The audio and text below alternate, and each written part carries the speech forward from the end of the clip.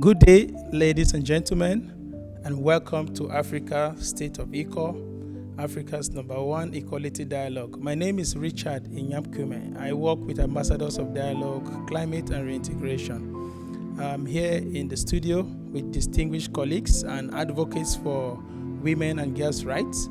I have beside me my co-anchor, Mariam Aliyu.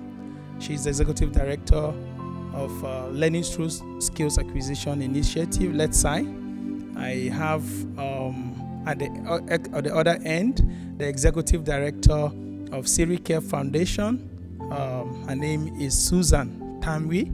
And on my right, we have our Communications and Outreach Manager for DCR Ambassadors. Her name is Grace Tahemba. The topic for today will be focusing on social norms and beliefs and structures that perpetuate violence against women and girls. So we'll give you a general overview of what constitutes violence against women and girls. We'll also look at those norms and beliefs that seem to promote the way people treat women in the society. And then we'll also give some suggestions on things or approaches that we could take to see that violence against women and girls is reduced or is brought to an end in the society. And so I would like to give a distinguished caller. I think Marian should be very eager to say something. I'll give her the floor to say something. 1 in 3 women are victims of gender-based violence. And according to World Bank data, 35% of women worldwide have experienced either physical or sexual, that is intimate partner violence within their lifetime. And also globally, 7% of women have sexually been assaulted by other persons apart from their intimate partners. 38% of murders of women are committed by an intimate partner. 200 million women have experienced female genital mutilation, or what we call cutting. So this brings us to the question, why all this? What is violence against women and girls? Violence against women and girls can come in physical form, it can come in emotional form, it can come in, it can be in a psychological form, and the reason is usually unknown. Up till now, we are still trying to find out what brings about these particular issues. Why are women and girls always at the large or at the extreme of most types of violence? So to continue this particular discussion, I'll take the mic to our colleagues so they can give us a bit of what they have to say. I think at this point, Susan would like to say something, or maybe perhaps Grace could say something little about her understanding about what constitutes violence against women and girls. Tell us from your own experience, what do you think constitutes violence against women and girls? In my own understanding, what constitutes violence against women and girls is like their norms. Okay, a man feels it's his right to discipline a woman. Like in a relationship with a man and a woman, he feels, okay, I have the rights over the woman. She is mine, like my property. Most of them say she is mine. So they feel, okay, if you do wrong, the only way to correct you is to beat you up, to put you back in place, to keep you back in your senses. So it now becomes a norm. Like, okay, this guy tells his friend, she'll fuck up, I beat her, or be like, try it with your woman, she'll respect you. And then is how it goes around to you. It is now like it has blown way out of proportion. So. All right, thank you for that. I think Susan will have something to say too. What do you think constitutes violence against women and girls? I think our colleague Mariam, she actually asked the question, why are we having all of this perpetrated against women? I would say structures that must, in Africa, we have this patriarchal, background that exerts superiority over the female gender. And so these are all things that I would say that the men or the male gender, including even some of the females, they see this as opportunity to say, okay, right back from, they would even quote the Bible and say, right from time immemorial, from the Bible, time of creation, the man has been superior, the woman is just there to support, and so you as a woman, you have to be there to see the man as a king. You have to be there to see the man always as someone you have to reverence, give reverence to. And because of all of these things, they are just there to, benefit the male gender. And the female gender, they tend to suffer.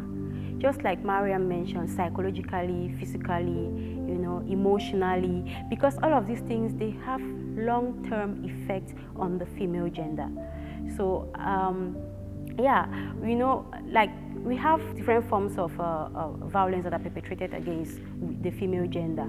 You see, we have cultures that accept it as a norm for children to be married out, early marriages and all of that. So I think that should be for now. Let me end here. Thank you so much. I think we're going to have a robust conversation, so we will not dwell so much on one. I think just like Marian tried to give the statistics globally, 35% of women, according to research or statistics, shows that they must have experienced violence or they are going to experience violence in their lifetime. And in Africa, the conversation is even more heated because most cultures are still allowing violence against women. I don't know, I would like Marian to tell us this norm or belief that men have the right, to do anything to a woman, including having access to sexual activity. What do you have to say? Is it a norm that is contributing to violence against women, or it's not? Right from onset, right? It starts from our home. While the woman is in the kitchen cooking, and then the boys are cross-legged, with the father and the boy cross-legged in the sitting room watching television. While the woman is, cooking, she's also taking care of the baby, she's doing all those things. This is actually how, consciously or unconsciously, we introduce this type of violence, introduce this type of concept that women are always supposed to be in the kitchen, or women are always supposed to be, the ones that are at the food, at the preparations, stage, or they are the one that is supposed to be like the homemakers, right? While the men are there, just jollying while we are suffering. And I also have these things to say, right? Growing up, I've been able to understand that people do say stuff like, okay, it's the way a woman dresses, that dress the way you want to be addressed. But I think that particular concept has also somehow contributed to, largely to the violence against women and girls. Because you cannot tell me that because of the fact that you see me putting on a trouser, that was actually what instigated you to rape me. That is a barbaric, that's a complete, I don't know the word to use, but I think that's a complete lie. Because me, what I wear, I feel a rapist has to do with the mindset. It's something that comes from the mindset. It's more like you're a thief, right? You're a thief because you see people's things, you want to take them, and that is why you take them. It has absolutely nothing to do with me and what I am putting on. So I think that's another one. I don't know, Richard, I know you have a lot of things to say. I think if you're just joining us, we are on Africa's State of Equal platform, and we are discussing the norms and beliefs that exacerbate violence against women and girls in the society. We're going to take a break, but before we take a break, I would like Grace to maybe just say a word around the norm or the belief that a woman should tolerate violence in order to keep her family together. Please, just a minute, please. Yes, it is said a woman is supposed to tolerate violence in order to keep her family together. Even though you're experiencing violence in your home and you say, okay, it's too much for me, let me go home. When you reach in your own house, your parents will chase you back, that you want to embarrass your family name.